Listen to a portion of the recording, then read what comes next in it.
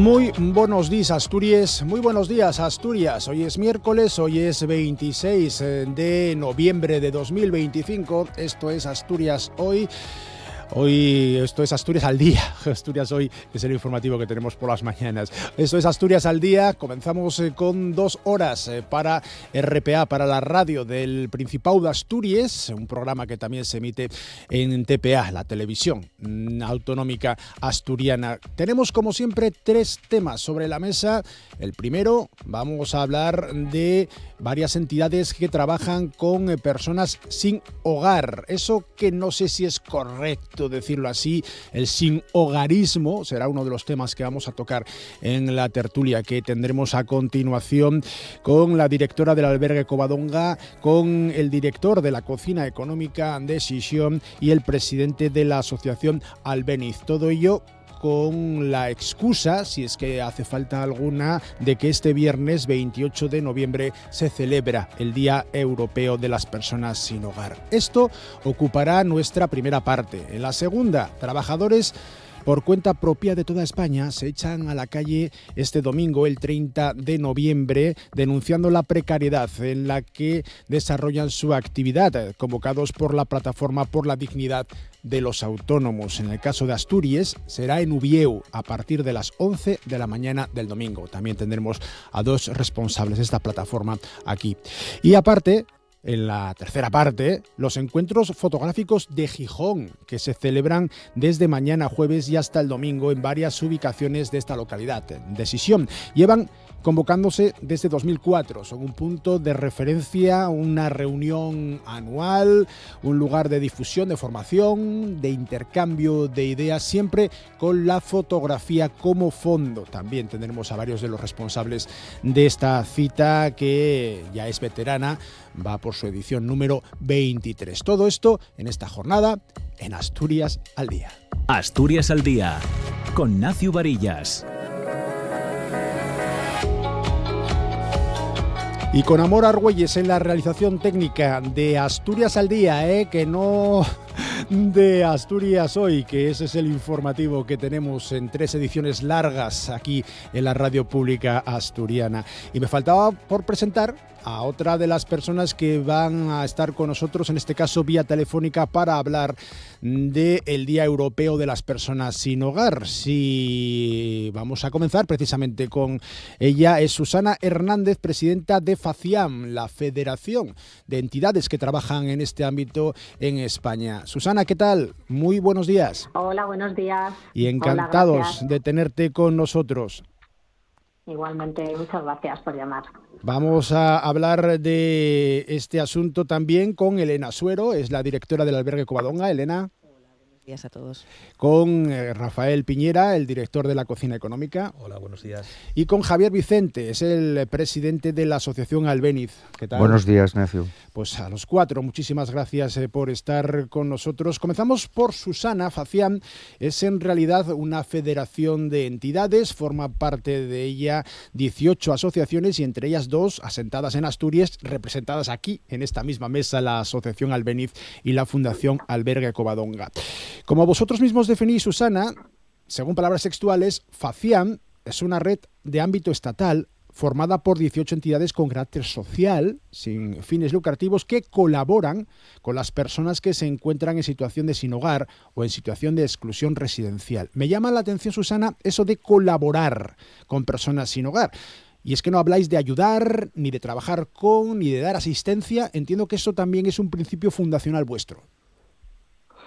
Sí, es un principio de poner en el centro a la persona y de dejar que la persona sea protagonista de su vida, de que tome decisiones, y por lo tanto nosotros las entidades lo que hacemos es acompañar, estar al lado y un poco, bueno, pues hacer o aportar nuestro grano de arena en la construcción de un futuro, ¿no?, de cada persona. Lo hacéis con principios, como bien dices, basados en la persona, también en la integralidad y en la comunidad. Explícame, por favor, un poco en qué se basa. Lo de la persona ya lo has comunicado, pero esto de la integralidad, y luego te pregunto por la comunidad.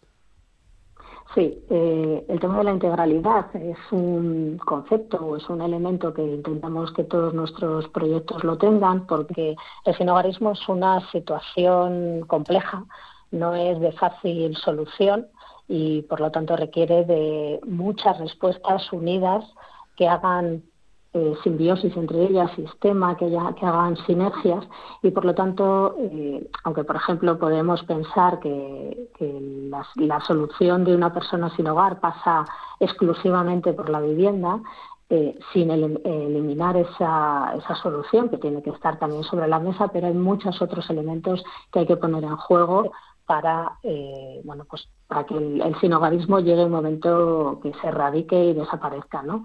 Y en ese sentido está el tema de la comunidad.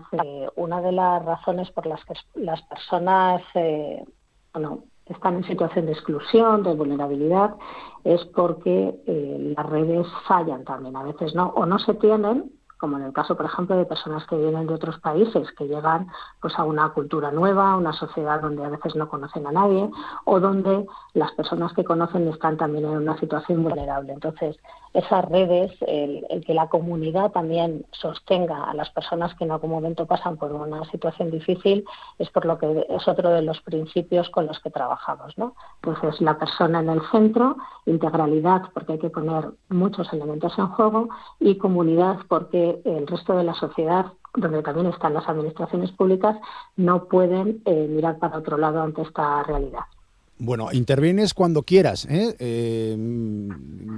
Te voy a ir dando paso yo, pero si tú ves conveniente, pides ese paso y con total confianza, porque vamos a mantener una conversación que también con las tres personas que tenemos en esta mesa, pero tú eres parte importante también de esta tertulia, Susana. Hablamos ahora de la asociación Albéniz, Javier, porque os constituís oficialmente en el 91, trabajáis en toda Asturias, atendéis, según datos de 2024, que es evidentemente el último año cerrado, no hemos acabado el 25, a unas 2.400 personas al año. Tenéis alrededor de 30 trabajadores y alrededor de 55 voluntarios. ¿Cuál es vuestro ámbito de actuación? Bueno, buenos días. Primero, tengo que aclararte una cosa, Nacio, que la cocina económica también forma parte de Facian. Es la última adquisición. Ah, mira, pues lo miré todavía ayer en la web y no estaba actualizado. Sí. O sea que perdóname. Igual no está actualizado en la web. Sí. Bueno, nosotros colaboramos con las personas en situación de sinhogarismo. No me acuerdo la pregunta que me hiciste. Sí, ¿en qué ámbito de actuación? Porque sabemos con quién trabajáis, pero ¿cómo lo hacéis? Dicho de otra manera. Nosotros tenemos dispositivos residenciales. Fundamentalmente tenemos pisos con grupos pequeños, 8 personas, 4, 3, dependiendo del momento del proceso de las personas, y desde ahí intervenimos. Tenemos educadores y educadoras y se va colaborando con las personas para lograr una autonomía plena, ¿no? Y que desarrollen la ciudadanía que ya tienen, pero una ciudadanía plena. Eso es un poco nuestra labor. ¿Vais a instalar también una serie de stands, una serie de lugares informativos a lo largo de hoy y de mañana? Hoy y mañana, sí. Hoy estarán en Gijón a partir de las 12, junto con el albergue Covadonga, que era una actividad que teníamos ya preparada antes de que entrara la cocina económica. Van a estar todo el día, desde las 12 de la mañana hasta las 6 de la tarde o 6:30. Y bueno, ahí van a repartir folletos y se podrá preguntar y se podrá informar a todos los ciudadanos y ciudadanas que se acerquen, ¿no? Van a estar en el Humedal y en Gijón y en Oviedo estarán en la plaza de la Escandalera mañana. Bueno, eso en cuanto a la actividad de la fundación, de la asociación Albéniz. También, como decíamos ahora, la cocina económica de Sisión forma parte de Faciam. Rafa Piñera es su director. Es una entidad que depende de la Asociación Gijonesa de Caridad, que se creó hace 120 años, en 1905. El objetivo fundacional: atender necesidades básicas como cocina, alojamiento, vestido, proporcionar asistencia social a la población más necesitada. Ubicada desde hace muchísimos años en el mismo centro de Sisión, en la calle Mieres. Te pregunto un poco lo mismo. El objetivo parece claro ya en cuanto a lo que acabo de mencionar. Explícame un poco cómo es el día a día. Sí, bueno, nosotros se nos conoce fundamentalmente o principalmente por el comedor social, pero digamos que la Asociación Gijonesa de Caridad es un poco más amplia y también disponemos de algunos recursos residenciales y otros de aseo, de higiene, de salud, como por ejemplo la clínica dental, ¿no?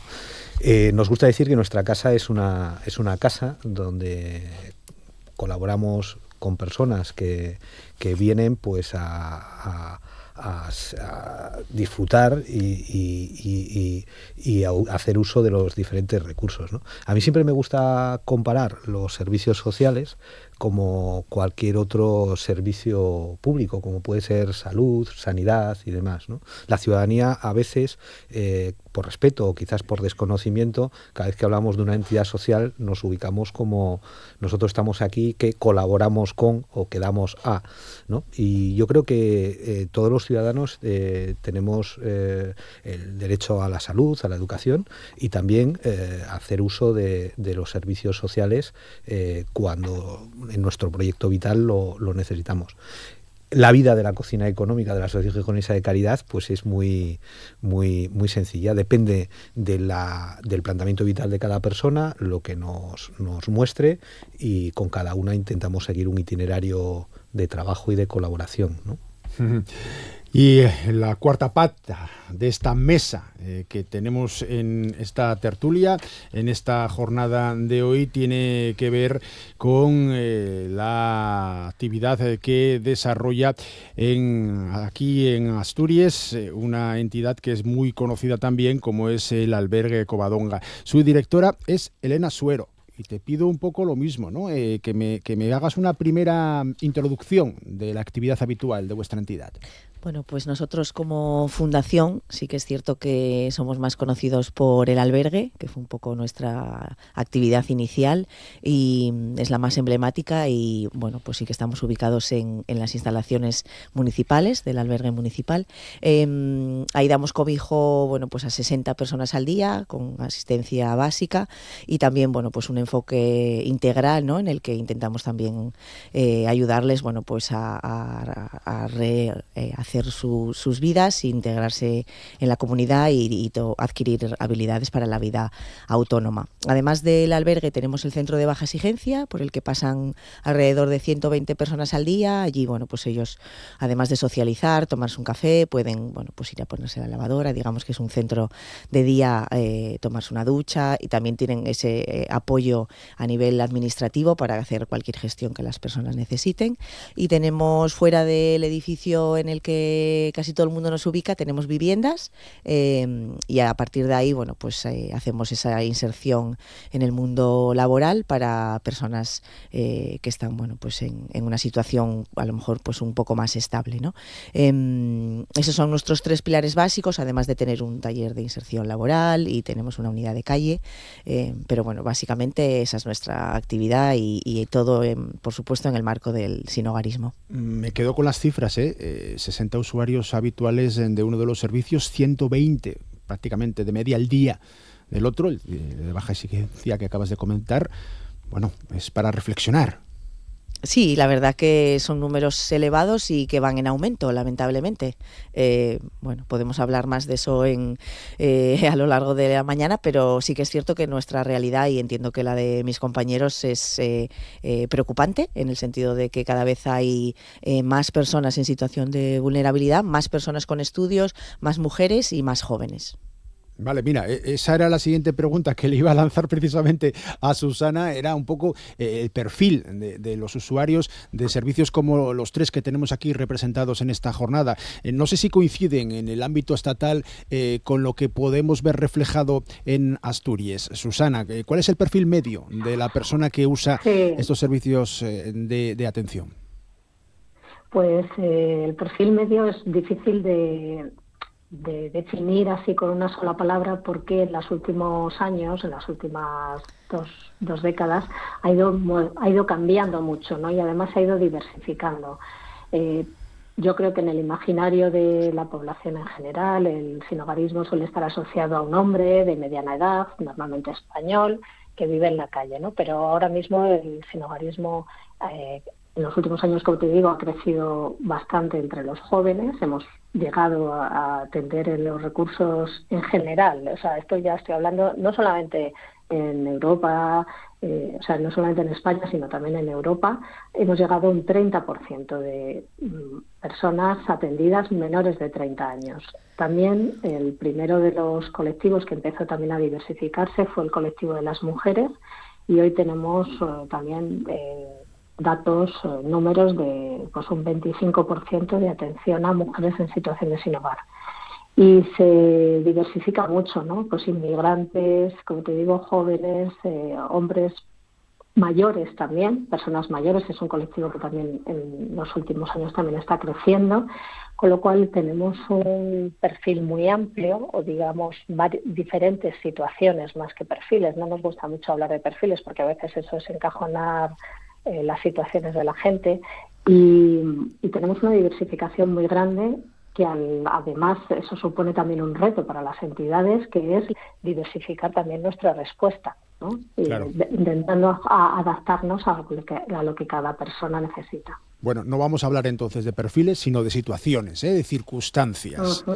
Y un término que mencionaba yo antes, Javier, el sinhogarismo. No sé si es la manía que tenemos, y nosotros los comunicadores en especial, de tener que clasificarlo todo. ¿Estáis de acuerdo con el término? Sí, totalmente.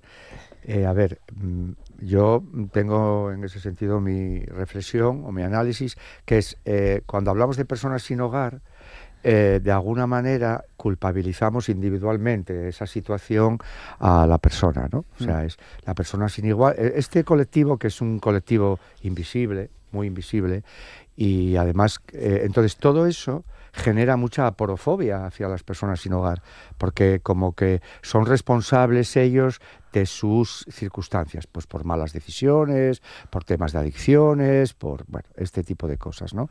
El término sinhogarismo, aparte que recoge muchas más situaciones de exclusión residencial, es un término mucho más genérico, mucho más estructural, ¿no? Que es el sinhogarismo, es una causa de desigualdad. Las sociedades tienen situaciones de sinhogarismo porque hay desigualdad social y desigualdad en el tema de las oportunidades. Entonces, es un tema que te ayuda a reflexionar sobre lo estructural, los cambios que hay que hacer ahí, ¿no? Los cambios que tenemos que hacer a nivel de sociedad, los cambios estatales, los cambios políticos, para que las personas en situación de sinhogarismo entren dentro del sistema, ¿no? Y tengan la misma igualdad de oportunidades. Por ejemplo, nosotros que colaboramos con jóvenes en situación de sinhogarismo desde que nacimos, desde el año 91, ha subido bastante, y aunque lo que decía Susana es así, el sinhogarismo es una situación muy diversa, ¿no? No se puede hablar de un perfil, por eso los recorridos son muy distintos, y por eso no se puede hablar de un solo proyecto de sinhogarismo, ¿no? Hay que hablar de muchos modelos y de muchos proyectos, o más que modelos, de muchos proyectos que atiendan a las necesidades de las personas que están en situación de sin hogar, que hace poco, en una entrevista que le hicieron a Rafa, él decía, y yo estoy muy de acuerdo, que mañana tú puedes ser una persona en situación de sinhogarismo, porque esto no ocurre a gente que está, ¿no? Que tiene unas características especiales, ¿no? Dentro de ese colectivo joven, pues hay muchas personas migrantes, hay personas del colectivo LGTBIQ+, hay personas, algunas, en Asturias menos, aunque en el entorno en los territorios del Estado hay más, en Asturias hay menos, personas que vienen del sistema de protección de menores, aunque quiero apuntalar que en Asturias este colectivo, porque tiene la consejería en la Dirección Regional de Infancia y Familia, tiene proyectos de transición a la vida adulta, entonces será menos estatal, pero hay alguno, es alguno, mujeres jóvenes, muchas mujeres jóvenes en este momento. Entonces, este es un tema que es muy importante que nos concienciemos de que es un tema de la comunidad, es un tema que las personas sin hogar no es solamente un problema de vivienda, es fundamentalmente son personas que son expulsadas de la comunidad. La comunidad a los ciudadanos y a las ciudadanas nos ayuda a crecer, a desarrollarnos. Estas personas muchas veces no se pueden ni empadronar. Bueno, y muchas otras cuestiones, ¿no? Entonces, es muy importante colaborar con estas personas desde la comunidad e integrados ahí. Y para eso las comunidades también tenemos que educarnos y crecer en que todos tenemos derecho a las mismas igualdades, ¿no? Rafa. Sí, bueno, suscribo totalmente lo que dice Javier, y quizás por alusiones pues reflexionar un poco sobre la idea que comentaba, que compartimos hace unos días, ¿no? Y es el tomar conciencia que todos los ciudadanos, que todas las personas vivimos situaciones a veces de mayor crisis, de menor crisis. Unas personas tenemos una red de apoyo pues más fuerte, otras carecemos de esa red.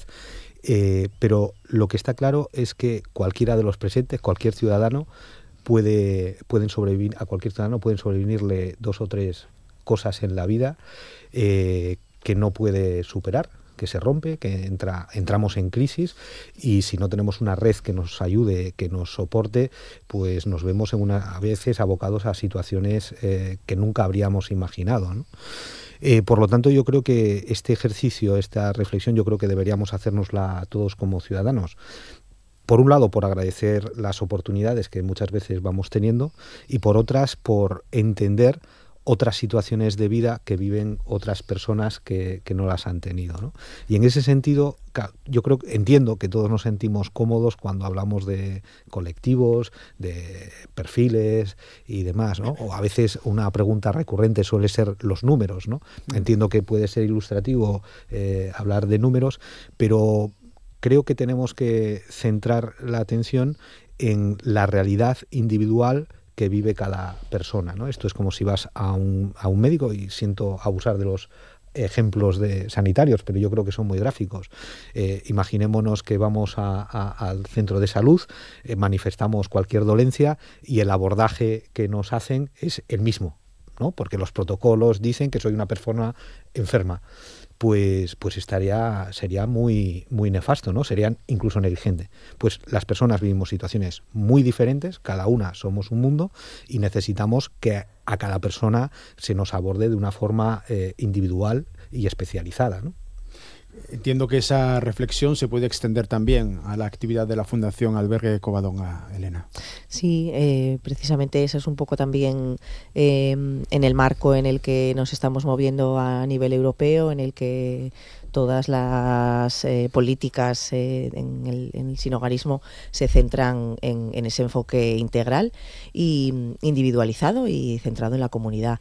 Hablando un poco de la terminología del sinhogarismo, hablamos de la situación en sinhogarismo porque entendemos que es una cosa pasajera, que una persona no la define el estar sin hogar, ¿no? Es una situación, está en situación de sinhogarismo porque es algo esporádico y temporal. Sí que es cierto que en muchas ocasiones las situaciones se perpetúan, pero bueno, hablando por ejemplo de jóvenes o de mujeres, pues ahí los mecanismos de crisis y se tienen que activar muy rápido, ¿no? Digamos que bueno, evidentemente el riesgo y la situación de peligro de que un joven o una mujer se encuentre en la calle, todo es importante evidentemente, pero bueno, hay situaciones yo creo que en las que es especialmente preocupante.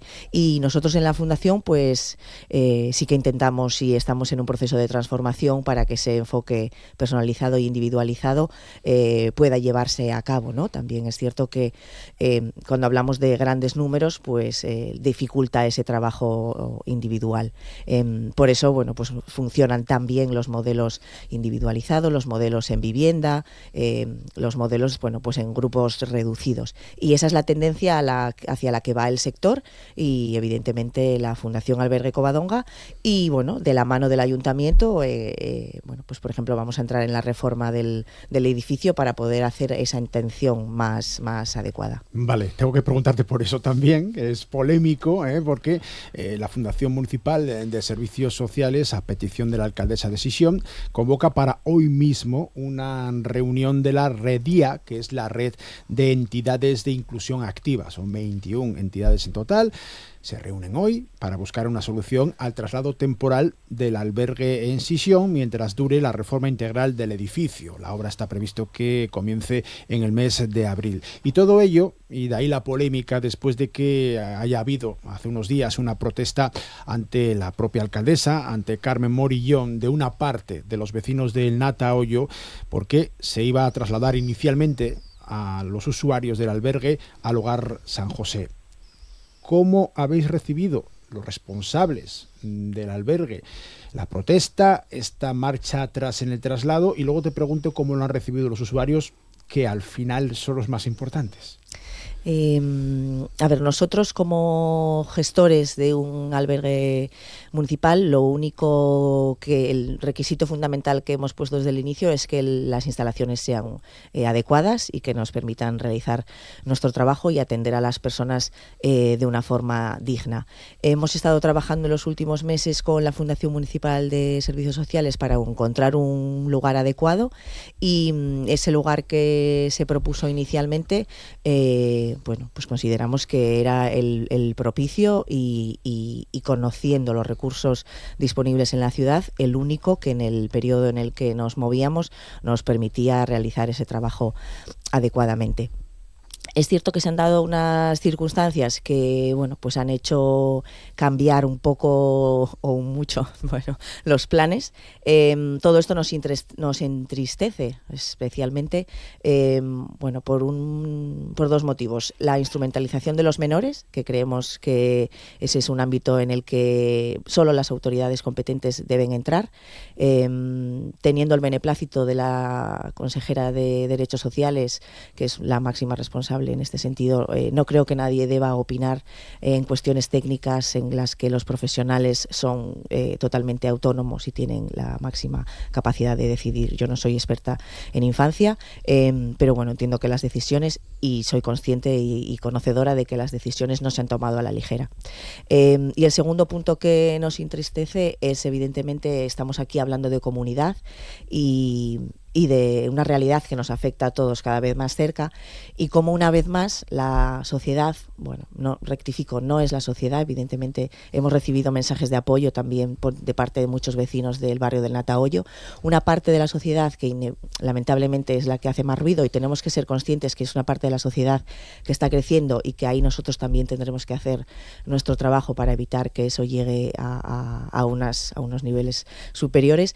Esa sociedad nos ha dado la espalda y somos conscientes de ello, y en ese sentido ha dado la espalda a un grupo de personas vulnerables y a las instituciones que les representamos, por supuesto.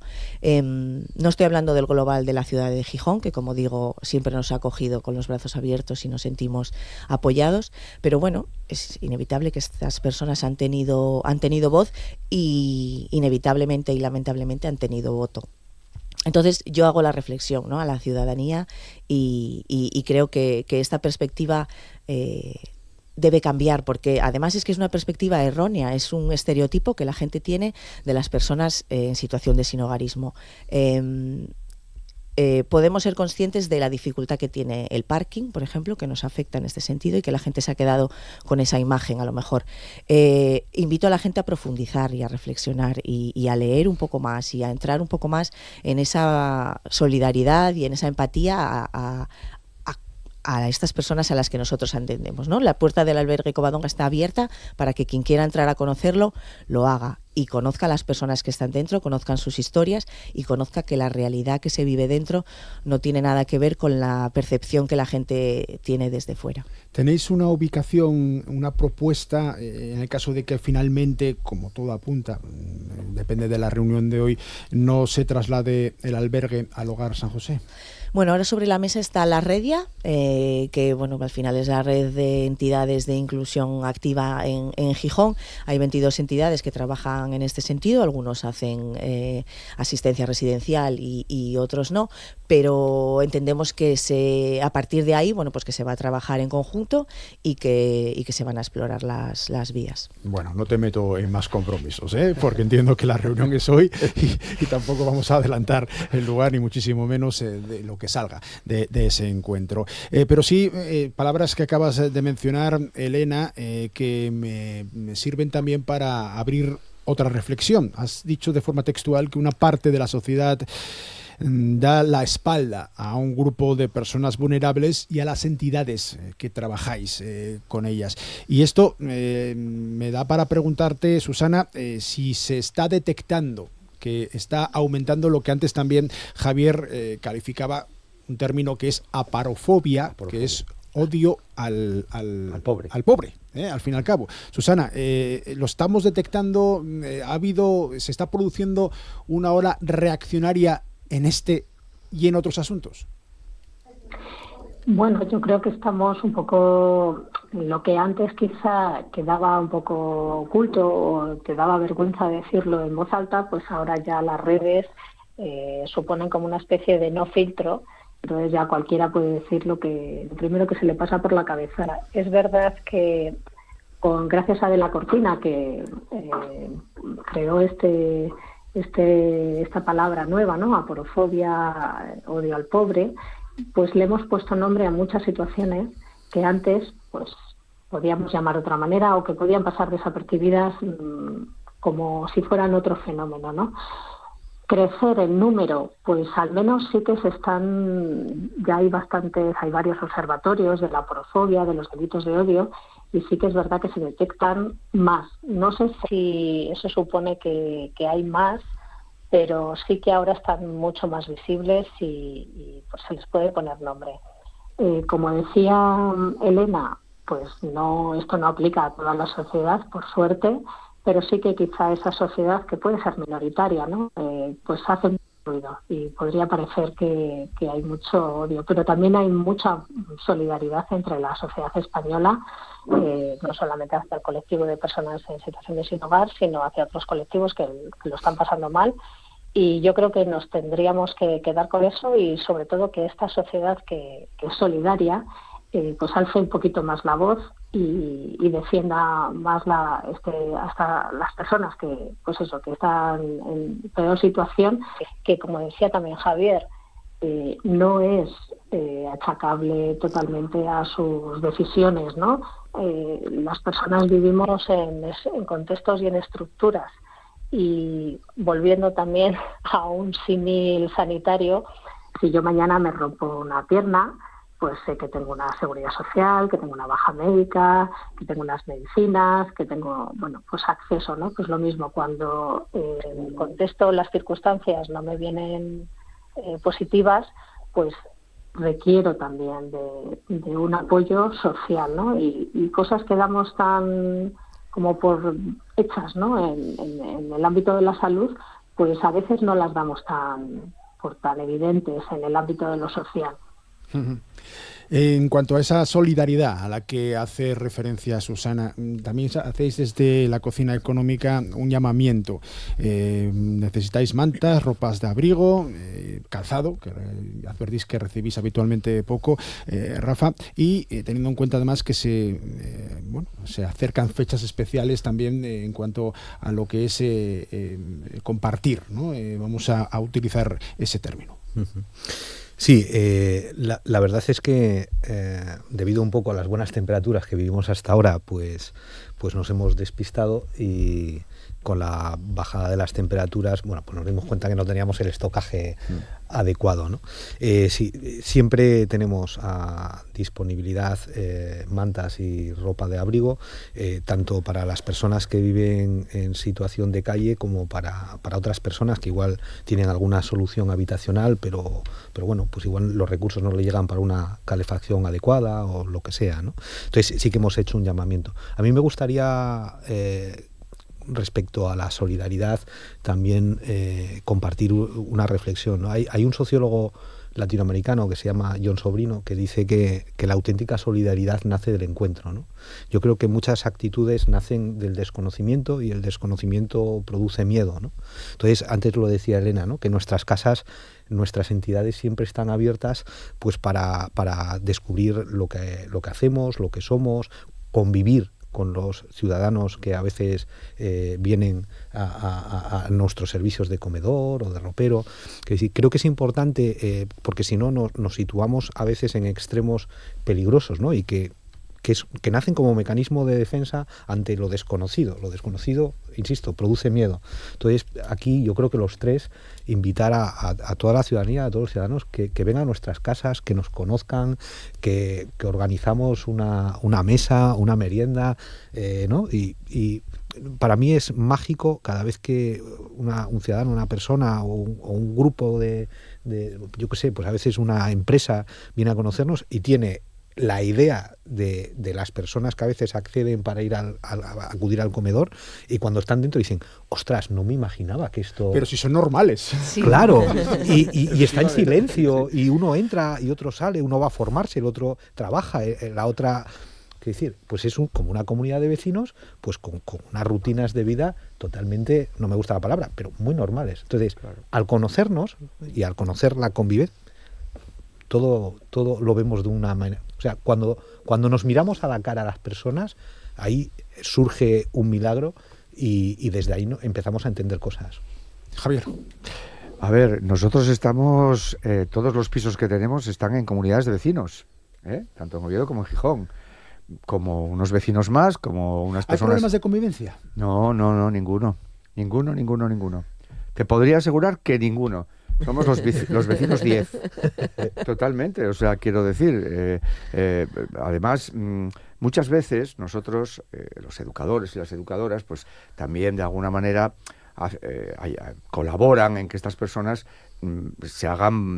tengan una buena relación con la comunidad y tal, y nosotros estamos en varios sitios de Gijón, varios sitios de Oviedo, y no hay ningún problema con las comunidades de vecinos, o sea, ningunos, todo lo contrario, O sea, es una cosa que, lo que antes decía Rafa, Elena, pues es así, o sea, se le pone cara a las personas y además te das cuenta que son jóvenes, pues igual que los jóvenes que están en su casa, como nuestros hijos o cualquier chico o chica joven, ¿no? Con una dificultad.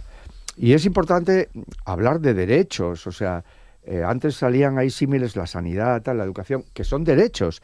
Esto también es un derecho, o sea, el derecho a las prestaciones sociales de cualquier tipo es muy importante. Ahora, por ejemplo, hay una cosa que también vivimos mucho en este colectivo, que es la soledad no deseada, ¿no?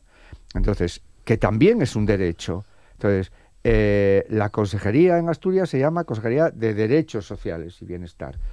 Por eso, porque estamos hablando de derechos, ¿eh? No estamos hablando de ayudas, vamos a ayudar a estos, voy a decirlo un poco peyorativamente, a estos pobres, ¿no? No, de derechos. Igual que es muy importante dar de comer, pero es muy importante también otras cosas, ¿no? No solamente eso. Por eso también la cocina tiene otros recursos, igual que el albergue, y por eso el albergue ahora intenta hacer algo para insertarse en la comunidad. De hecho, deberíamos de ver eso como si ponen un colegio, ¿no? Si ponen un colegio, ¿hay protestas? Pues seguramente que no, ¿no? Pues tenemos que cambiar un poco la visión. Y mira que meten ruido los guajes. Y mira que meten ruido los guajes, efectivamente.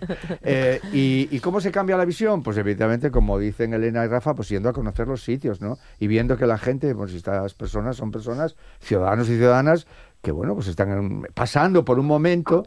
Me ha gustado mucho lo que ha dicho Elena, que el sinhogarismo es que no es para toda la vida, aunque desgraciadamente para algunas personas sí, pero efectivamente, ¿no? O sea, el sinhogarismo es una situación que se tiene, o sea, que se puede acabar con ella, que se puede terminar.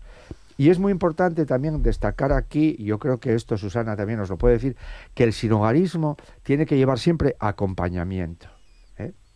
Las situaciones de sinhogarismo tienen que llevar acompañamiento en ese proceso de salir del sinhogarismo, de la exclusión residencial, que también es muy importante hablar de exclusión residencial. Hay gente que puede tener vivienda, pero una vivienda donde viven muchas personas, donde no están empadronados, en unas condiciones pues no salubres, que es también un tema importante. Claro. Susana, y precisamente, te hacía alusiones ahora mismo Javier al respecto. La pregunta que te quería lanzar tiene que ver un poco con eso también, ¿no? El tema de las circunstancias habitacionales. Está claro que en toda España estamos sufriendo en los últimos meses, en los últimos años, problemas con la falta de vivienda.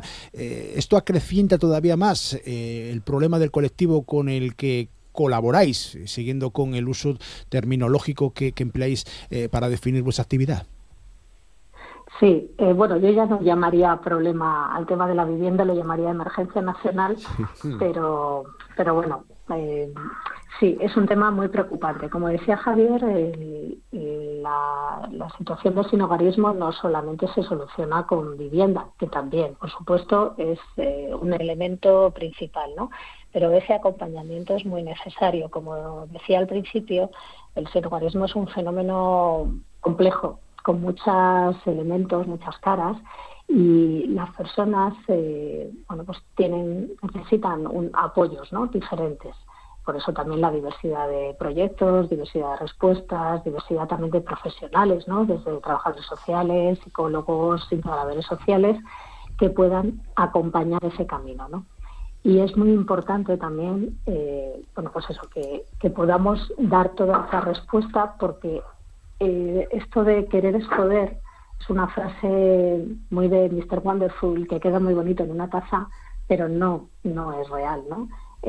Las personas que están en situación de sin hogar quieren cambiar su situación, pero no siempre pueden, porque la situación de contexto o estructural no ayuda, ¿no? Y ahí tenemos el tema de la vivienda. Tenemos en los centros personas que hacen un muy buen proceso en empleo, en formación, en recuperación de redes familiares, etcétera, pero luego se encuentran con el obstáculo de acceder a una vivienda.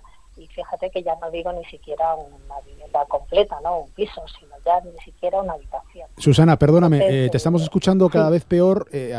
Arrímate por favor al teléfono, que a ver, ahora mejor, sí.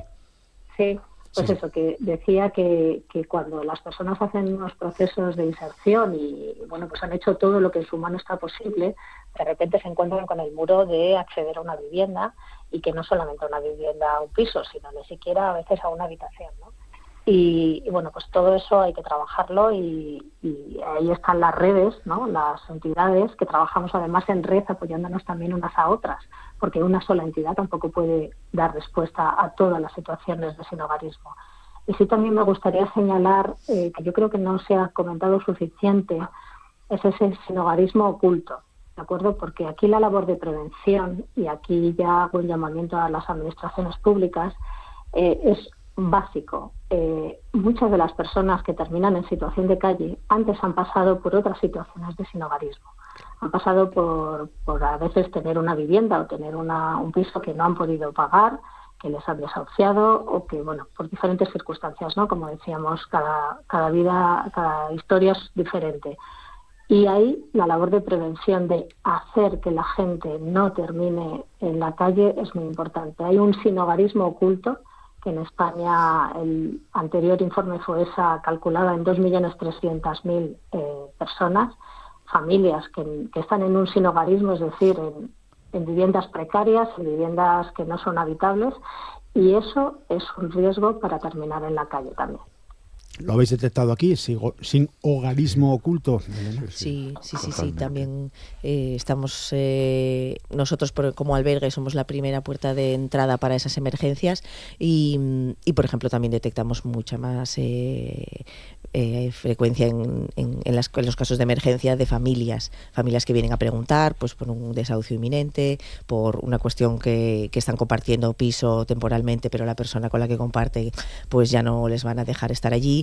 Vienen buscando información y vienen buscando recursos. Esas personas no están en la calle, pero están buscando vivienda alternativa. E insisto que el problema de la vivienda, como dice Susana, es una emergencia, y para las familias es un caso que nos preocupa también especialmente. Javier, decías que también lo habías detectado en la asociación Albeniz. Claro, sí. Nosotros recibimos muchísimas llamadas de familias, de mujeres con menores, a cargo, y de personas jóvenes, chicos y chicas, pues que están en una situación oculta de sinhogarismo y sé que van a quedar en la calle. Claro, el problema de vivienda en este país es un problema, evidentemente, coincidimos con Susana, de emergencia nacional.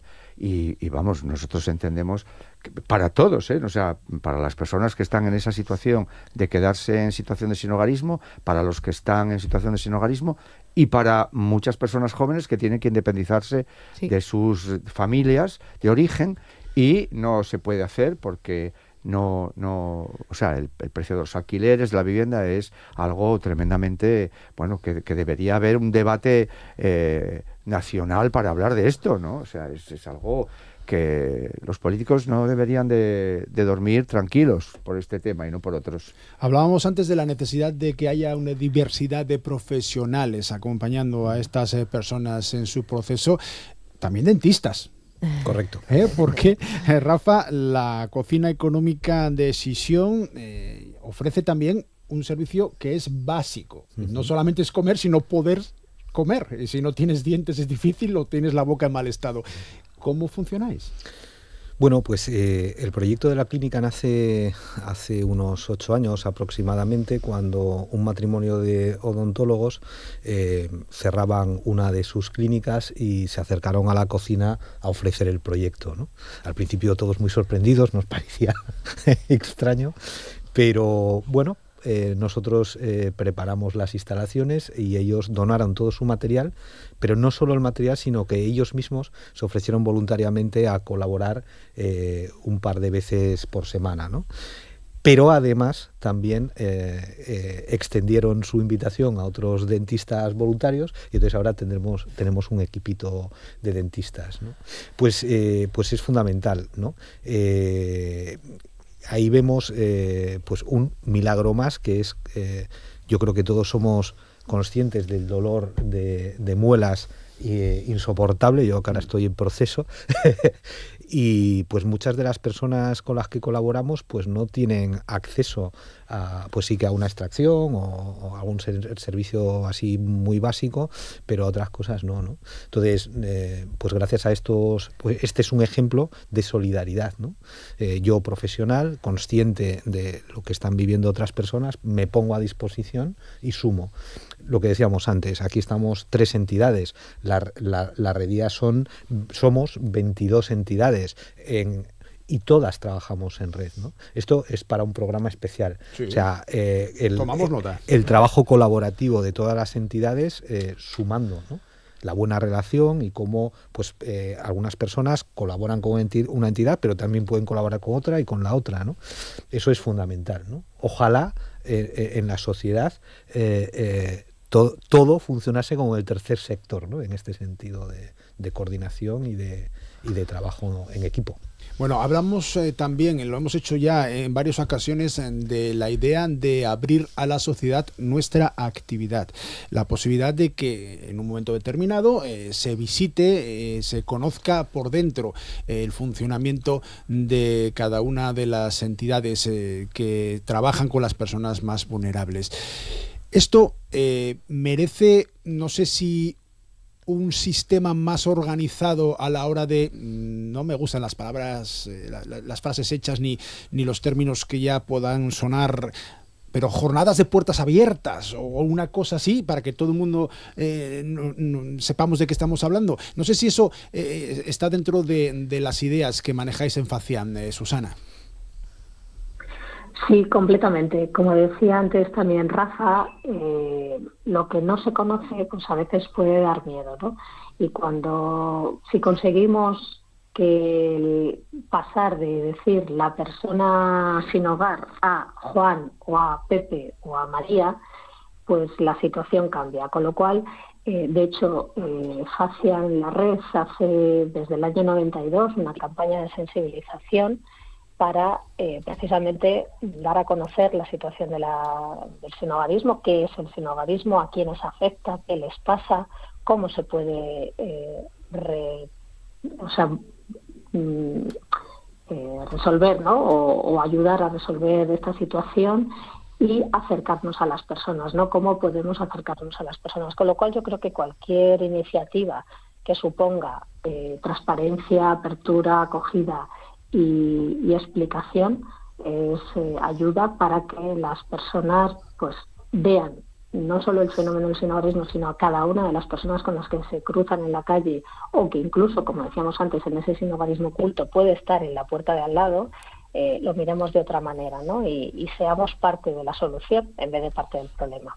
En eso, Javier, por ejemplo, esa campaña informativa que lanzáis hoy y mañana en Sisión y en Ubieu, respectivamente, tiene mucho que decir. Sí, claro, va en esa línea que lo hacemos desde Facian, además. En Facian, en Asturias, tiene mucho que ver para visibilizar estas dificultades que tienen algunos ciudadanos y ciudadanas en el tema del sinhogarismo, ¿no? Sí, el tema de la vivienda, la campaña campaña de la vivienda, es buscovivienda.es. Exactamente. Y bueno, es como un llamamiento también a la sociedad para que pongan a disposición las viviendas con un enfoque social y no buscando siempre un poco ese rédito económico. Vamos a hablar un poco más de ello, porque la tenía apuntada también para acabar y nos quedan 7 minutinos.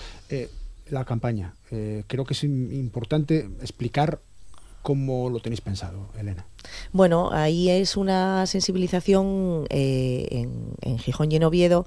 Sí que es cierto que el tiempo quizás no nos acompañe mucho porque se prevé lluvia, pero bueno, la idea es intentar captar la atención de la gente, ¿no? Y un poco el boca a boca. No nos dirigimos a grandes masas, ni mucho menos, pero bueno, sí crear esa sensibilidad en la gente de a pie, un poco también en nuestro entorno, en el barrio, para que vayan también conociendo la realidad del trabajo que hacemos y el llamamiento a la reflexión, cuanto menos, ¿no? De, bueno, pues esta gente no tiene vivienda y a lo mejor yo como persona individual puedo hacer algo al respecto, ¿no? Yo creo que cada uno en nuestro ámbito de acción y de manera individual podemos contribuir de manera puntual y mucha gente haciendo pequeñas cosas se convierte en algo grande y un poco es por ahí la campaña. Y quien tenga una vivienda disponible y quiera colaborar, ¿qué tiene que hacer? ¿Cómo se podría poner en contacto con vosotros?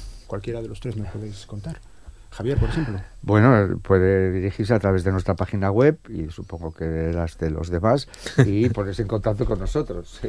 Y decir que tiene viviendas disponibles y la vivienda cumple las necesidades también, o sea, las condiciones básicas que tiene que tener una vivienda, ¿no? Y está, bueno, puede a través de nuestras páginas web, los teléfonos que vienen en internet y tal. Sí, nosotros somos mediadores un poco, claro. Al final nosotros pues con las viviendas con las que trabajamos hacemos alquileres con los caseros y bueno, pues el casero tiene garantizado el pago a través de la entidad y nosotros hacemos la gestión con las personas usuarias y esas personas usuarias, bueno, pues en cierta medida, en la medida de lo posible, bueno, pues van adquiriendo hábitos, van consiguiendo tener a lo mejor realizar un copago, ir consiguiendo un poco de autonomía, pero el casero al final tiene garantizado a través de las entidades que recibe la mensualidad, que se mantiene la vivienda en condiciones adecuadas. Bueno, pues hay unas garantías que nosotros como instituciones ponemos al frente para que estas personas puedan acceder a la vivienda digna. Bueno, sí, eso es importante también. Ahí, Ignacio, quisiera decir una cosa,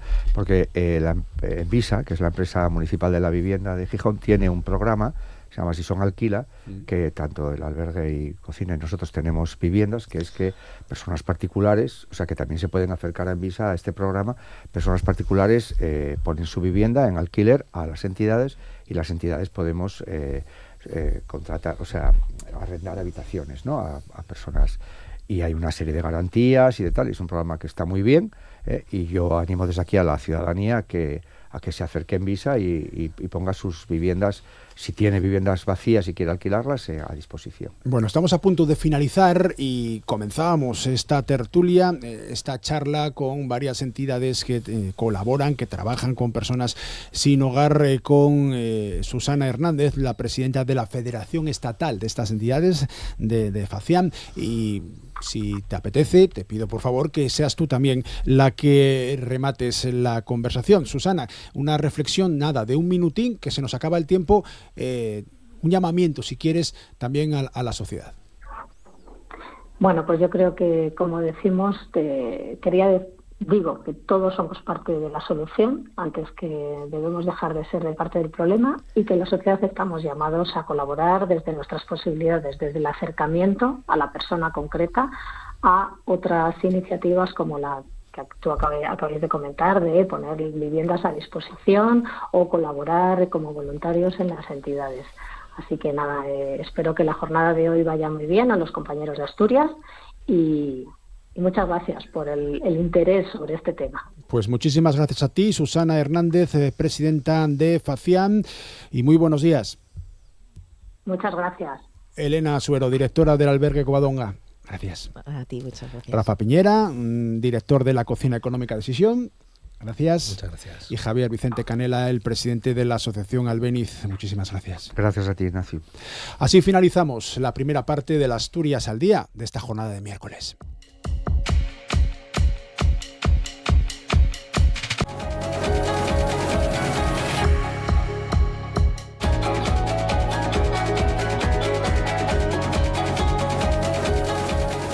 Comenzamos la segunda parte de las Asturias al Día de este miércoles y lo hacemos hablando de autónomos, porque trabajadores por cuenta propia de toda España tienen este domingo, este 30 de noviembre, una movilización. El objetivo fundamental, que no el único, vamos a verlo a continuación, es denunciar la precariedad en la que tienen que desarrollar su actividad.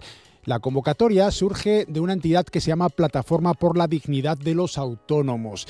En el caso de Asturias, esa movilización va a ser en Ubieu el domingo a partir de las 11, con salida en la estación de Renfe, y después de recorrer el centro de la capital de Asturias va a finalizar esta movilización, esta manifestación en la Plaza de la Catedral. Ángela Menéndez Delgado, autónoma del sector del comercio, coordinadora general aquí en Asturias de la Plataforma por la Dignidad de los Autónomos. Buenos días. Buenos días, un placer estar aquí. Y Eduardo Cosmea, en este caso te dedicas al sector cultural, eres responsable además de comunicación estatal de la plataforma. Muy buenos días. Buenos días. Gracias a los dos por venir a este programa. Estamos hablando de trabajadores por cuenta propia, estamos hablando de autónomos, estamos hablando de dignidad. ¿Qué os lleva a formar parte de esta plataforma que convoca movilizaciones en prácticamente toda España, Ángela? Hombre, pues un poco el reclamar cierta dignidad a la hora de trabajar. Los autónomos, bueno, cualquiera que tenga un autónomo en casa o que tenga amigos, ¿qué tal?, podrá ver las condiciones a las que estamos sometidos hoy en día, que es, bueno, una asfixia total en muchísimos aspectos. Entonces, lo que reclamamos en verdad son unas condiciones de trabajo dignas. Edu. Pues mira, lo primero quiero agradecer a la radio del Principado de Asturias por darnos voz, porque sois el primer medio autonómico aquí en Asturias que nos estáis recibiendo, y es muy de agradecer. Yo entiendo además que los medios es complicado porque, como bien decías, la Plataforma por la Dignidad de los Autónomos es una plataforma que surge precisamente por este movimiento del 30N, del 30 de noviembre, y nace auspiciada bajo el amparo de los autónomos, sin más siglas, sin más partidos, sin sindicatos, sin ningún tipo de bandera. Es la primera vez que los autónomos somos capaces de unirnos por el mero hecho de defender nuestros derechos y la dignidad de ser trabajadores, que, como bien dice la plataforma, realmente no estamos pidiendo ni exigiendo nada, simplemente queremos la igualdad al resto de los trabajadores. Puede llamar la atención lo que está diciendo Edu, Ángela, que no estáis bajo la sigla de ningún sindicato ni ninguna de las entidades más conocidas dentro del ámbito de los autónomos, tanto en España como en Asturias. Y la pregunta es, ¿por qué no os sentís representados por las que ya existen? Difícil para empezar, ¿eh? A ver, aquí cada uno se sentirá representado, bueno, en su propia opinión. Lo que nosotros necesitábamos era una plataforma que represente a todo el mundo por igual, independientemente de su ideología, del partido político al que vote, etcétera, etcétera. Al final, esto no es cuestión ni de rojos ni de azules, sino de pedir los derechos que necesitamos para poder seguir trabajando. Al final, mucha gente el tema de la política no lo lleva bien en cuanto a, bueno, a salir a la calle, a pelear, etcétera, etcétera. Entonces, creemos que era una necesidad el que esta plataforma sea precisamente sin ninguna ideología, sin ninguna bandera. Al final, aquí saldremos a la calle a luchar con gente que no piensa igual que nosotros, pero eso es lo bonito también. Al final, el juntarnos todos para poder luchar por unas condiciones de trabajo mejores. Vale, vamos a ir poniendo ejemplos, ¿eh? Tengo el manifiesto delante, el manifiesto que lleva el lema, el mensaje por unas condiciones de trabajo dignas, lo tituláis Manifiesto Nacional de los Autónomos, denunciáis una serie de asuntos y pedís una serie de medidas urgentes y decís justas. Yo no entro en que sean justas o no, las vais a defender vosotros a continuación. Correcto. Por ejemplo, en cuanto a la denuncia, incremento de costes y cuotas pese a la caída de ingresos. Para el que no esté metido en el ámbito de los trabajadores por cuenta propia, ¿esto qué significa, Edu? Mira, Ignacio, está muy bien además empezar por ahí, porque eso es como uno de los puntos más claros y que a veces pone a la sociedad un poco en contra del autónomo. ¿Por qué? Porque muchas veces parece que reclamamos situaciones que para nosotros son normales en nuestro día a día, pero vistas desde fuera muchas veces parece como que estamos pidiendo unos beneficios que no nos corresponderían.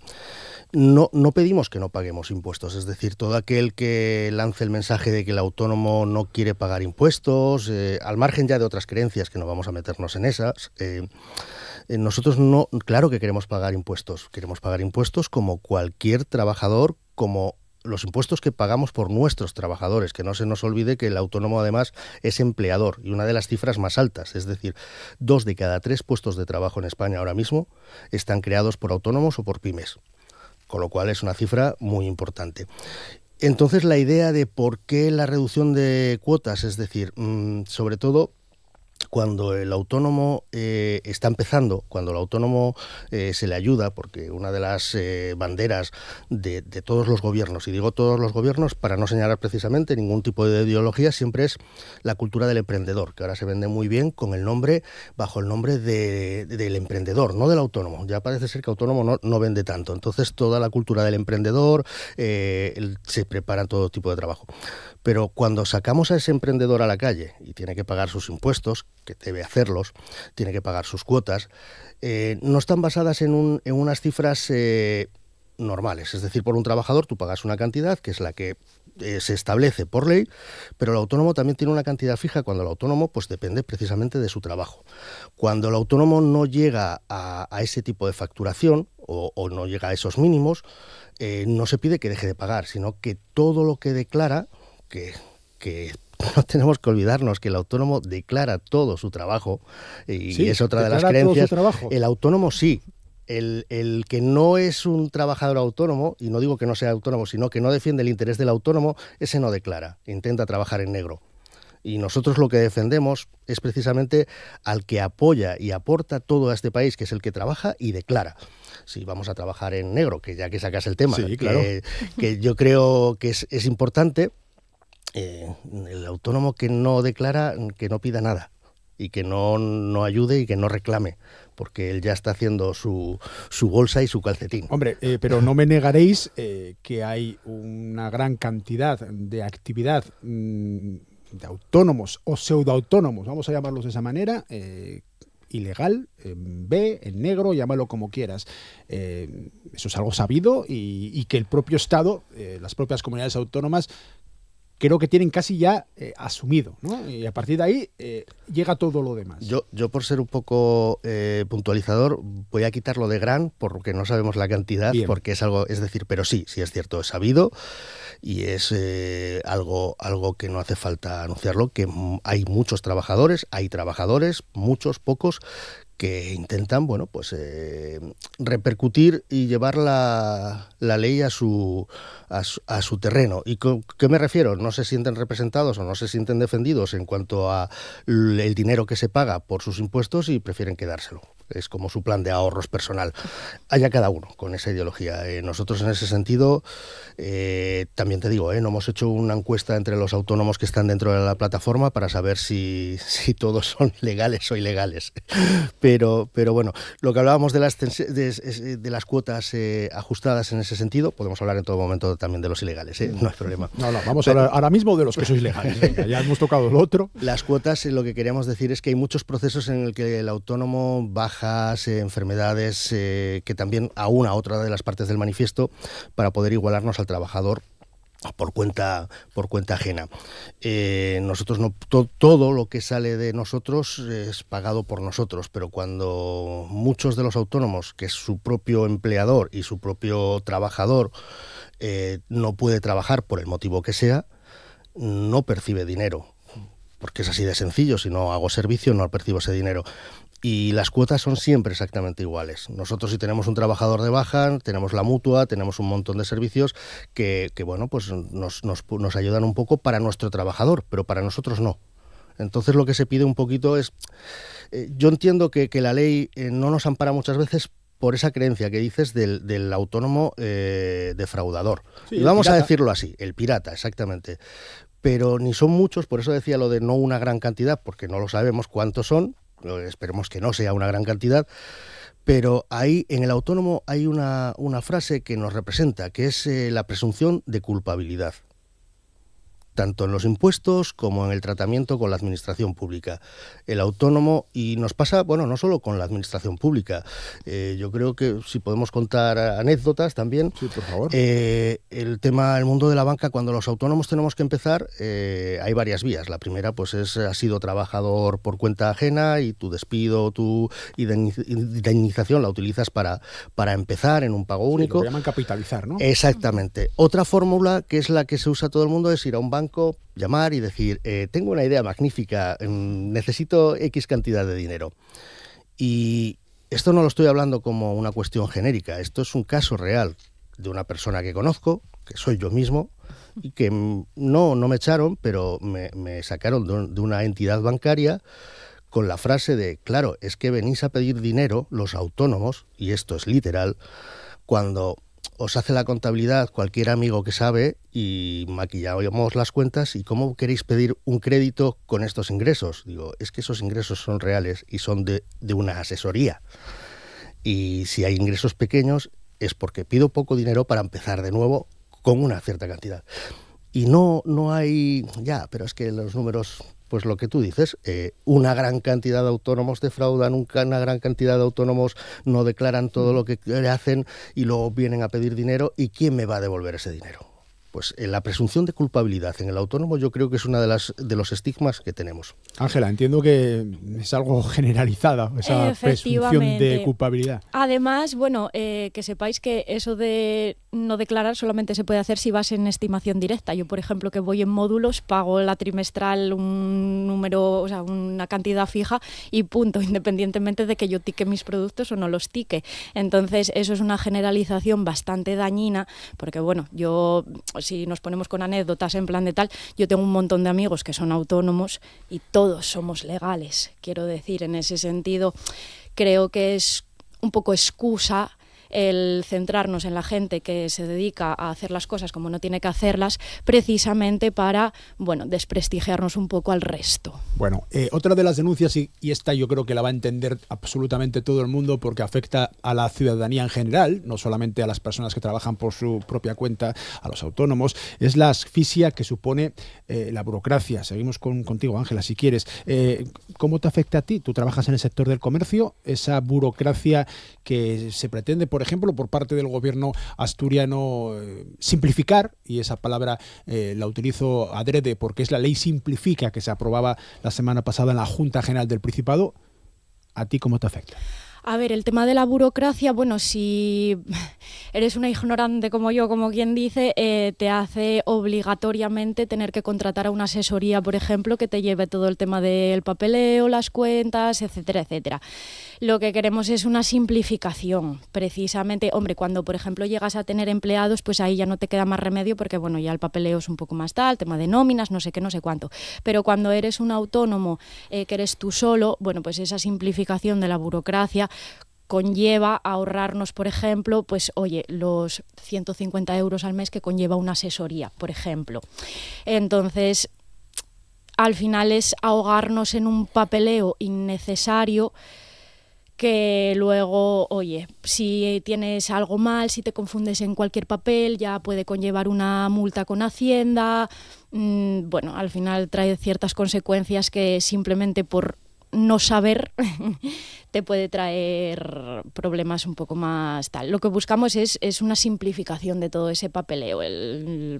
No es necesario tanta gestión. Entre las propuestas que lanzáis y también para reducir todas estas gestiones y también para evitar que tengáis que adelantar dinero, que después tengáis problemas para recuperar todo esto, reclamáis la aprobación inmediata de la exención del IVA, Edu. Bueno, la exención del IVA tiene dos apartados dentro de los manifiestos del manifiesto que preparamos. Uno es la exención del IVA para los ingresos menores de 85.000 euros, que eso reclamamos algo que está aprobado por Europa, que España se comprometió a realizarlo, y esto está desde 2020. Es decir, no es algo que nosotros ahora se nos haya ocurrido evitar ese IVA, que además mucha gente dice, claro, es que pedís no pagar el IVA. No, pedimos que no paguen, pero que tampoco desgraven, es decir, que puedan, como hacemos pues las personas que tienen relación con el comercio europeo, que hay una exención de IVA, es decir, todo el comercio compras fuera de España, el producto viene con los IVAs aplicados, pero cuando es intracomunitario, pues ese IVA desaparece. Simplemente pagas por el producto y tú ni lo desgravas ni él lo repercute. Y es un poco lo que se pide para aquellos ingresos menores de 85.000 euros, que como digo está aprobado por la Unión Europea y España se comprometió a realizarlo y por aquellos motivos burocráticos pues no se está llevando a cabo. También pedimos, que es otro de los puntos del manifiesto que sí nos interesa mucho, es la figura de la eliminación del rol del autónomo como recaudador de impuestos del IVA. ¿Qué viene implicado esto? Es un poco también como hablábamos del tema del papeleo. Es decir, todos los autónomos tenemos que realizar unas declaraciones trimestrales de IVAs, IRPFs, etcétera. Pero el problema del IVA es que nosotros cuando compramos, como cualquier español, como cualquier europeo, paga el IVA en el momento que hace la compra de su producto. El autónomo, cuando ese producto es para su empresa, se deduce ese IVA. Y cuando el autónomo factura con IVA. Pero el autónomo no cobra directamente en muchas ocasiones cuando prepara su factura. No es el comercio, pues a veces sí, pero los servicios, por ejemplo, no sucede. Pero no sucede incluso cuando trabajamos con la administración pública, como es en el caso, por ejemplo, del sector cultural, que es uno de los sectores que más trabaja con las administraciones públicas. Cuando tenemos un trabajo a final de trimestre, sabemos que vamos a tener que pagar ese IVA que hemos facturado, que no hemos cobrado. Y nosotros además tenemos que hacer toda esa labor administrativa que tenemos que ceder, como decía Ángela, como tenemos que ceder a una asesoría para que nos ayude y prepare todo ese papeleo. Y en muchas ocasiones nosotros adelantamos un dinero que no hemos cobrado para hacer una regulación de impuestos. Somos los recaudadores del impuesto del IVA, por el que no percibimos dinero, ni siquiera deducciones, y en muchas ocasiones nos cuesta dinero. Y muchas empresas tienen problemas de liquidez y de financiación precisamente por eso. Una reflexión también que lanzáis dentro de vuestro manifiesto del 30N, Manifestación Nacional de Autónomos, prevista para este domingo en varios lugares de España. En el caso concreto de Asturias será en Ubieu, tiene que ver con la defensa del comercio local. Ahí estás muy implicada tú, Ángela. Tu negocio es comercio local. En este caso, puedes decir si quieres dónde. Yo tengo dos tiendas, una en Avilés y otra en Piedras Blancas. Nos dedicamos a la venta de productos derivados del cáñamo. Entonces, sí que es verdad que el comercio local es el alma del barrio. O sea, al final te cargas el comercio local, te cargas la economía española.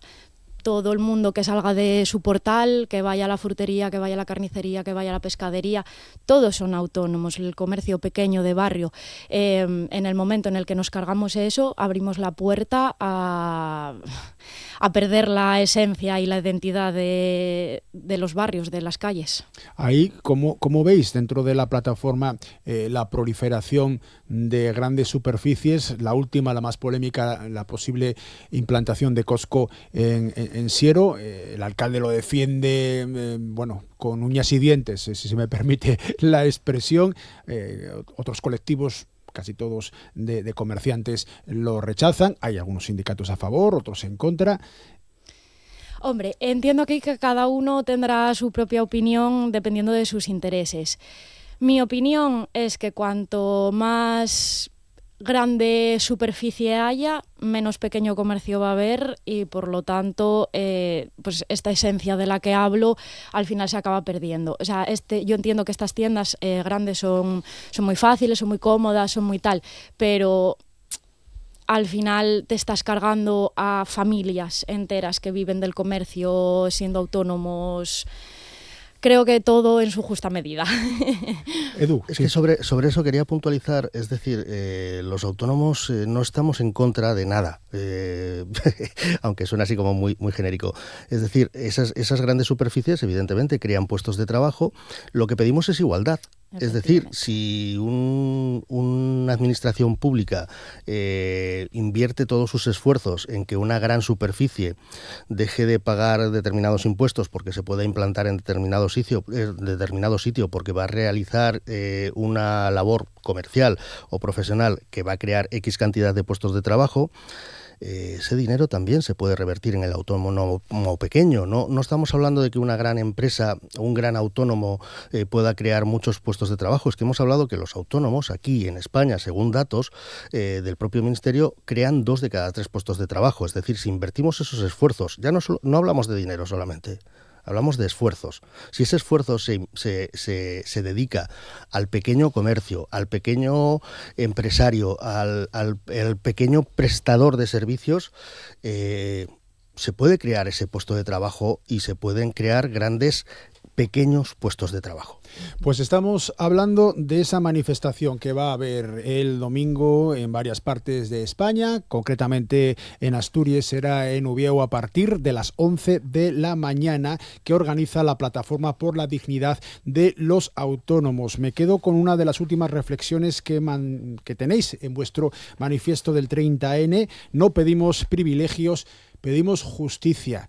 Y con esto tenemos que rematar esta intervención con Ángela Menéndez Delgado, autónoma del sector del comercio, coordinadora general en Asturias de esta Plataforma por la Dignidad de los Autónomos, y Eduardo Cosmea, en este caso se dedica al sector cultural y es el responsable de comunicación estatal de esta plataforma. Muchísimas gracias a los dos, que salga todo muy bien el domingo. Muchísimas gracias. Muchas gracias, y solamente decir que somos a día de hoy 21 ciudades de España que nos hemos coordinado sin conocernos para poder hacer esta manifestación, y reitero las gracias al ente público asturiano, a la RPA, a la RTPA por abrirnos este espacio.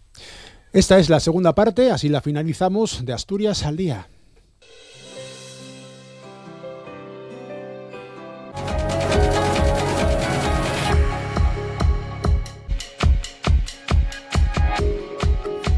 Y comenzamos la tercera parte del Asturias al Día de este miércoles, hablándoles de fotografía, de los encuentros fotográficos de Gijón. Se celebran desde mañana jueves y hasta el domingo en varias ubicaciones de esta localidad de Sisión. Llevan convocándose desde 2004, son un punto de referencia anual, un lugar de difusión, de formación, de intercambio para los amantes de la fotografía. Tenemos, siempre empezamos por la persona que no nos acompaña físicamente, pero sí telefónicamente, a Esther Maestre, que es directora de los encuentros fotográficos de Gijón, la comisaria de muchas de las actividades que aquí se realizan. Esther, ¿qué tal? Muy buenas. Buenos días. Buenos días. Y a Pedro Gutiérrez, presidente de la Asociación Encuentros Fotográficos, también de la Federación Asturiana de Asociaciones Fotográficas. Buenos días. Buenos días, buenos días. Y Jorge Alonso, profesor de fotografía, vicepresidente de esta federación asturiana de asociaciones fotográficas. ¿Qué tal? Muy buenas. Buenos días. Muchas gracias a los tres por estar con nosotros. Unas actividades de los encuentros fotográficos de Gijón, unas jornadas totalmente consolidadas después de bastante más de 20 años organizándolas. Este año, ¿cómo estáis trabajando y cómo lo tenéis ya todo preparado para mañana? Esther, ¿cómo lo afrontáis en esta edición? Bueno, pues la verdad es que es un placer. Llevamos ya 21 años y es un placer ver que la gente viene al festival y a disfrutar de la fotografía y a compartir estos días con nosotros, y vienen de todas partes de España y de aquí de Asturias, por supuesto, y enlazarnos unos con otros y hablar de fotografía, tomarnos unas sidras. Es un placer que podamos seguir haciendo esto después de tantos años. Nombres como Railoski, Lua Ribeira, Matías Costa, Juan Manuel Castro Prieto, Joan Foncuberta, Rafael Navarro, María Senovilla, Toni Lorenzo, Cristín Spengler, Xavi Herrero, Irene del Pino, Iris Meraz, Iñaki Izquierdo Muxica, César Lucas, Ariadna Arnés o Tofiño. Para reunir a toda esta gente, el trabajo entiendo que comienza cuando finalicéis el domingo. Sí, sí, efectivamente. Esto el próximo lunes, día 1 de diciembre, empezamos ya a preparar los encuentros fotográficos 2026. Es un trabajo arduo y complicado porque, bueno, lo que buscamos, desde luego, es buscar ponentes un poco de todas las disciplinas fotográficas. Como veréis en estos nombres y el de otras ediciones, solemos tener a unos cuantos premios nacionales. En una de las ediciones llegamos a tener a 5 premios nacionales de fotografía reunidos aquí en los encuentros fotográficos de Gijón. Y como bien dices, bueno, para nosotros es un placer contar con todos estos prestigiosos fotógrafos, unos más y otros menos conocidos, pero desde luego pues que tanto la gente de Gijón como de Asturias, como del resto de España, que acuden fielmente todos los años, puedan disfrutar de sus charlas, sus ponencias, su trato cordial y cercano, y puedan disfrutar de la fotografía en todas sus disciplinas. Jorge, hay gente que repite todos los años. No sé si tenéis incluso una nómina de personas que han podido estar las 21 ediciones. Sí, hay gente que ha venido, bueno, muchas veces, ¿no? Yo no llevo la organización y eso, he asistido, estoy al día, pero gente sí que repite y gente importante, como puede ser el caso de Castro Prieto, sí, es alguien importante. Castro Prieto, bueno, Castro Prieto viene este año, va a dar una conferencia y presenta su último libro aquí en los encuentros por primera vez. Castro Prieto debe estar 4 o 5 veces. Un personaje que este año, por ejemplo, un fotógrafo muy conocido por todo su trabajo periodístico y demás, es Pablo Juliá, sí, de Cádiz, que este año, bueno, por temas personales no va a poder acudir, pero Pablo Juliá pues lleva acudiendo de seguido, yo creo que los últimos 15 años. Sí, ha estado viniendo todos los años, como él, muchos más, exactamente. Foncuberta ha venido, que Foncuberta es un peso pesado, porque Joan Foncuberta es una cabeza que es la filosofía pura, la historia de la fotografía. Si queremos entender cuál es el argumento, la idea de dónde nace la fotografía, hay que leer a Foncuberta. Foncuberta tiene una cabeza increíble. Esther, Foncuberta ya ha venido varias veces. Yo creo que es la tercera vez que viene, ¿no? Sí, yo ya lo vi más la tercera vez. Sí. Bueno, el año pasado lo mismo. Iba a venir el año pasado y también por temas personales no pudo acudir, y entonces este año, lógicamente, el mismo. A ver, como Joan Foncuberta, que es un monstruo, o como otros muchos, es que muchas veces no hace falta ni llamarlos, a buscarlos, son ellos mismos los que nos llaman. Oye, que quiero ir a los encuentros. Oye, Esther, ¿cuándo me llamas para venir? Porque, oye, yo quiero estar ahí también, porque me dijeron que... Entonces, en ese sentido, bueno... La verdad es que los encuentros, por ejemplo, este año que Jorge Alonso forma parte del jurado de la beca de Nuevos Talentos. Sí. Es un encuentro generacional también, porque damos el premio a César Lucas por su trayectoria fotográfica este año, le hacemos un homenaje y a la vez estamos premiando a aquellos que empiezan. Entonces, por ejemplo, Jorge jóvenes este año talentos, forma parte de ese jurado. Hay también es un encuentro generacional entre los más consagrados y los más jóvenes, y animo a todos aquellos a que vengan a enseñar su trabajo al visionado de portfolios, que será el domingo por la mañana en Ciudad de la Cultura, el Laboral, en Gijón, y que vengan sin miedo. Y bueno, pues anímalos tú a venir, Jorge. Claro, que sí, que venga la gente. Yo los encuentros, viéndolos desde fuera, los encuentros fotográficos de Gijón es un evento muy importante desde mi punto de vista, pero puede que sea de los más importantes que se celebran en España.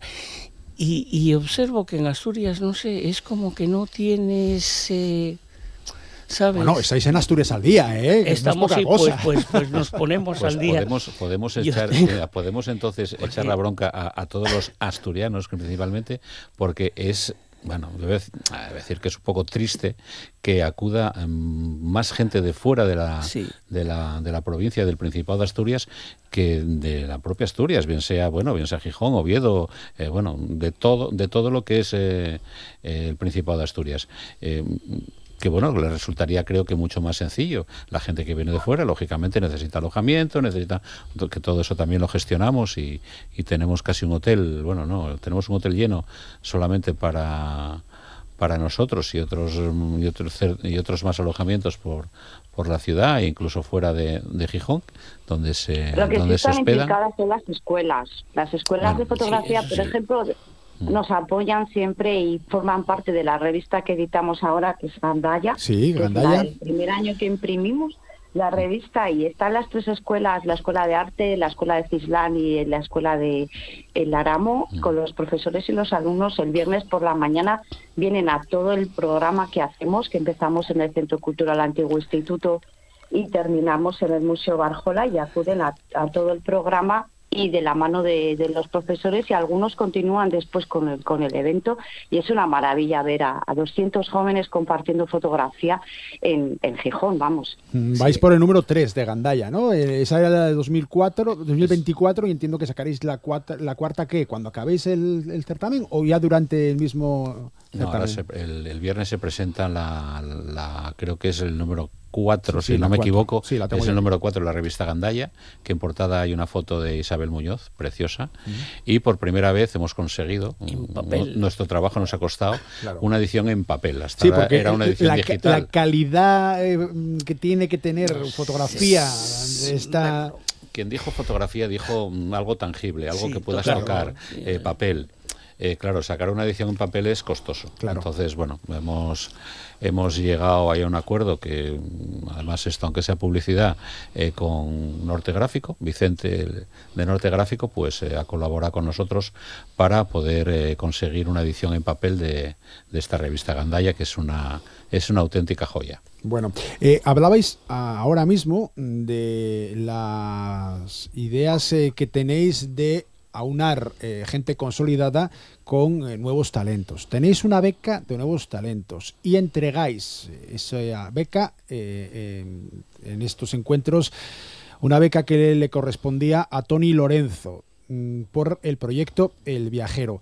Esther, cuéntame cómo organizáis la beca, en qué consiste, y luego, si queréis, o bien Jorge o bien Pedro, hablamos del ganador, hablamos de Toni Lorenzo y de su proyecto. En primer lugar, ¿qué es la beca Nuevos Talentos? Esther.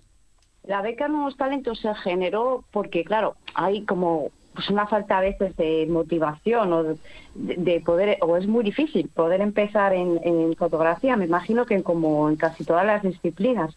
Y lo que tratamos es de que la persona que gane, que este año además viene con una aportación de una beca de Fuji de 2.000 euros para el ganador, es una bolsa que se le da para que haga con ello lo que quiera, pues también se le positiva el trabajo, se hace toda su obra en senda, se positiva todo su trabajo y se expone normalmente en el Museo Barjola.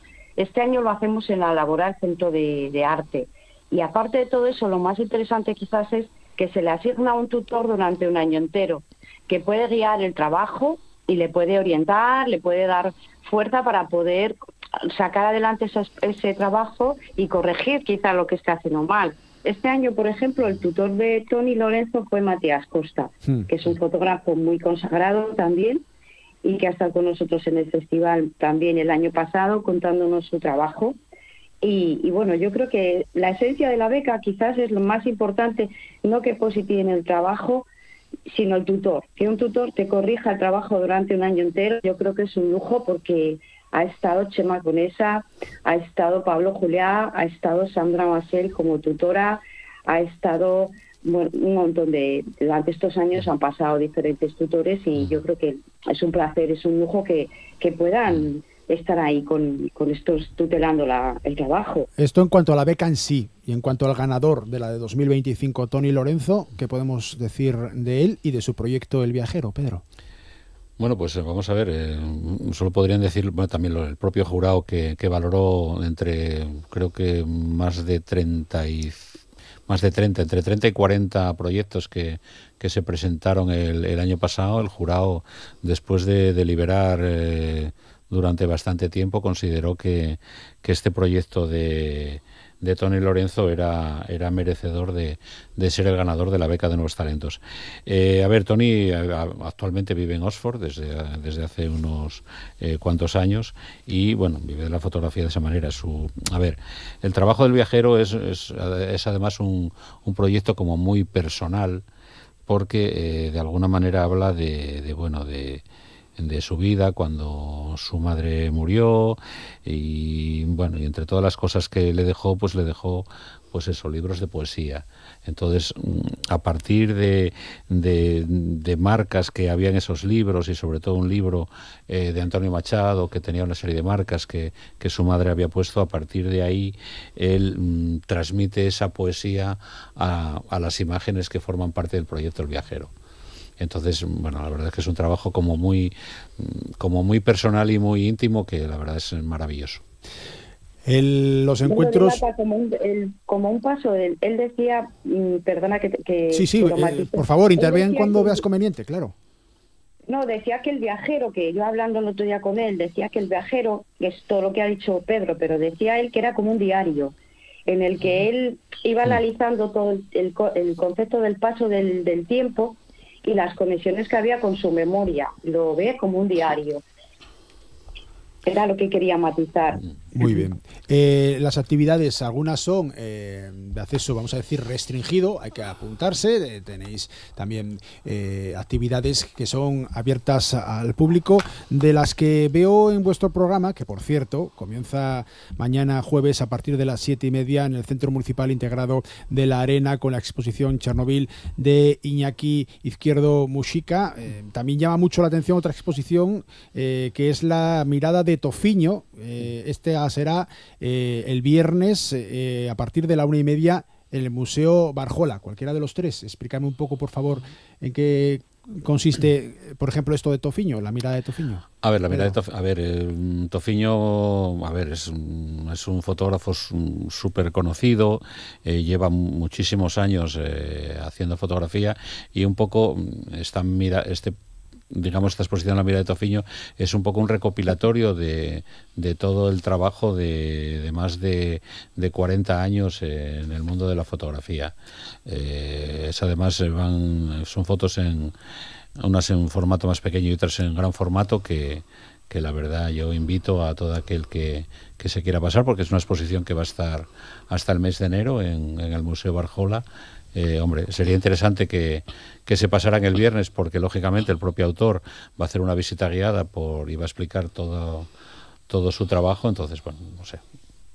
Y también estarán presentes la Fundación Antonio Pérez, vienen a apoyar el proyecto también, y viene la Concejalía de Cultura de Cuenca, porque esta exposición de Tofiño parte de ahí, de la idea, la hicieron con la Fundación Antonio Pérez, y nosotros colaboramos con diferentes entidades siempre para que el proyecto no se quede solo en Asturias y salga, ¿no? Igual que hemos colaborado muchos años con el Centro Andaluz también de Fotografía.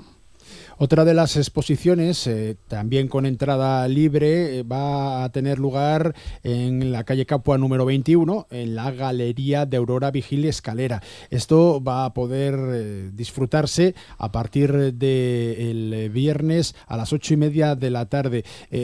Se llama 10 años de fotografía, Esther, y es una exposición fotográfica colectiva. Claro, es que Aurora inició hace 10 años, se sumó al proyecto de los encuentros y por su galería pues han ido pasando diferentes fotógrafos y fotógrafas. Y este año, como la galería cumple los 40 años, pues se decidió hacer una mirada un poco de todo lo que se había hecho. Faltan autores, no están todos, porque bueno, las sesiones a veces son complicadas, pero casi todo hay una representación de muchos de ellos. Está Rosa Muñoz, está Juan Manuel Castro Prieto, que estarán con nosotros en la inauguración también, está Soledad Córdoba, está José María Mellado, está Dionisio González, está Isabel Muñoz, está Chema Amador, etcétera, etcétera. Es una pequeña representación de todos los autores que han estado durante estos 10 años colaborando en la galería junto con los encuentros. Estamos mencionando algunos de los lugares. Lo de la itinerancia, es decir, que no tengáis una sede única para desarrollar estos encuentros fotográficos de Gijón, es también una seña de identidad, porque estáis en el Centro Municipal de la Arena, estáis en la sala de exposiciones del antiguo instituto, en el Museo Barjola que comentábamos antes, también aquí al lado de donde tenemos los estudios centrales de RTPA, en Laboral Centro de Arte y Creación Industrial. También hemos mencionado la Galería de Aurora Vigil Escalera, o también la idea de que se vaya pues extendiendo hacia toda la ciudad la actividad de esos encuentros fotográficos. Jorge, entiendo que la idea es llegar al público en muchos espacios y en la mayor cantidad posible de asistentes. Exactamente, y ese es, yo, en mi opinión, pienso que ha sido siempre el espíritu de los encuentros, el fomentar la fotografía, el proyectarla. En el caso que me ocupa a mí de estar como jurado en los nuevos talentos, ¿no? Pues yo ahí espero encontrar nuevas propuestas, naturalmente, porque la fotografía está viva, evoluciona. Y si yo te digo ahora mismo que te contaría cosas que no creerías, he visto naves ardiendo más allá de Orión. He visto rayos C brillar cerca de la puerta de Tannhausen. Bueno, pues se trata de la IA, ¿no? Yo espero encontrarme propuestas de chavales jóvenes que se atrevan a utilizar la IA como herramienta. Vale, estamos abriendo ahí... Sin más, ¿no? Porque forma parte del proceso evolutivo. Cuando comenzaron los encuentros, es que son 21 años los que llevan estos señores organizando los encuentros, es mucho tiempo. Yo me recuerdo cuando comenzaron, pues, bueno, era mucha cuestión química, la fotografía argéntica, mal llamada analógica, que no es analógica, es argéntica, es química, pero bueno, eso es otra historia. Y se introdujo la fotografía digital. Al principio era como, esto digital no va a ser, ¿qué va a pasar? No va a llegar. Ahora se acepta, ¿no? Pues la IA, yo espero encontrarme cosas que no es más que una herramienta y no hay que tenerle miedo y utilizarla, porque lo que importa al final es la idea. Vale, me gusta mucho la reflexión que lanzas, Jorge. Bueno, ya venimos a Ariana Arnés, que vendrá, claro. Jorge vendrá a las 5 al Centro de Arte de Ciudad de la... Hombre. A explicarnos a ver qué está haciendo. Sí, siempre con el paso de los años precisamente lo que estamos haciendo es abrir el abanico de disciplinas, que todas son bienvenidas, aunque bueno, el tema de la inteligencia artificial pues abre un debate muy importante, hay gente muy purista, y al final un poco lo que decía Jorge, yo considero que lo importante es el resultado final, la idea, que esa idea no te la da la IA, sino que sale de tu cabeza. Tú le tienes que poner el prompt, en los prompts le tienes que poner todo lo que tú quieres que esa IA te transforme, con lo cual la idea es tuya. Luego la inteligencia artificial la transmitirá de la forma que sea. Y fundamentalmente lo importante es el resultado final. Claro, exactamente. Es el resultado final. Es una imagen que no está al 100% sacada de una cámara fotográfica.